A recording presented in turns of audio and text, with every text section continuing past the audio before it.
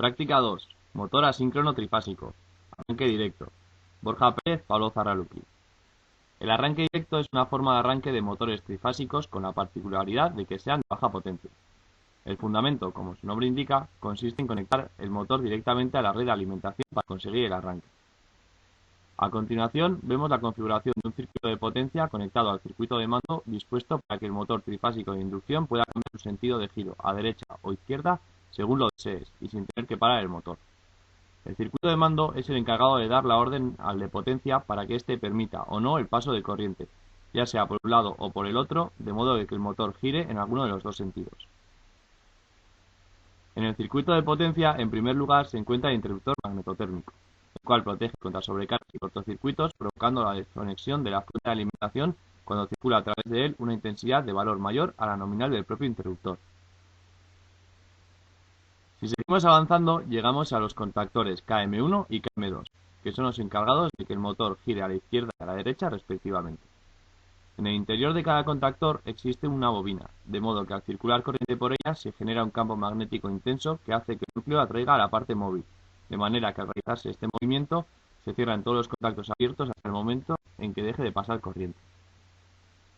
Para conseguir la inversión del sentido de rotación del motor, se debe invertir el sentido del campo magnético giratorio generado por sus bobinas, y para ello basta con invertir dos de las fases cualesquiera, que en este caso serán las fases R y T, como se muestra en la figura. Los dos contactores se encuentran enclavados entre sí de tal manera que al activarse uno, el otro permanezca en reposo y viceversa, ya que si se conectan los dos contactores, a la vez, al estar cambiadas las tres fases, se producirá un cortocircuito. Antes de que las tres fases lleguen al motor, el circuito pasa por un relé térmico que junto con los contactores anteriormente citados forma un guardamotor.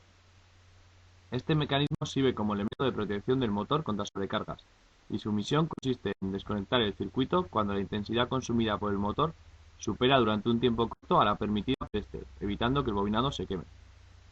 En el circuito de mando, en primer lugar, se encuentran dos pulsadores de parada, PP1 y PP2, los cuales al pulsarlos cortarán el flujo de corriente provocando la parada del motor.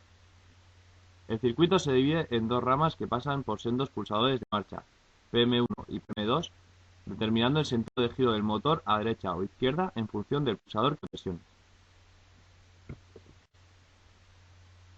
En este caso, los pulsadores de marcha de cada uno de los lados se encuentran sin presionar, de manera que el circuito de mando está abierto, es decir, sin corriente, por lo que el motor permanece parado. Al pulsar el interruptor M1 se permite el paso de corriente a través de un contactor KM2 normalmente cerrado que está en serie con la bobina KM1, provocando así que se excite y cree un campo magnético. La fuerza de este campo magnético hace que se abra el contactor KM1 opuesto y se cierre el contactor KM1, provocando el giro del motor hacia la izquierda.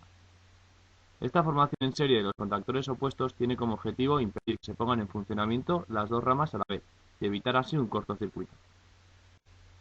Si queremos que el motor gire hacia la derecha, basta con presionar el pulsador PM2. El funcionamiento del circuito es como en el caso anterior, solo que ahora la bobina que se excita es KM2, abriendo el contacto de ramal opuesto y cerrando el contactor KM2, provocando el giro del motor hacia la derecha.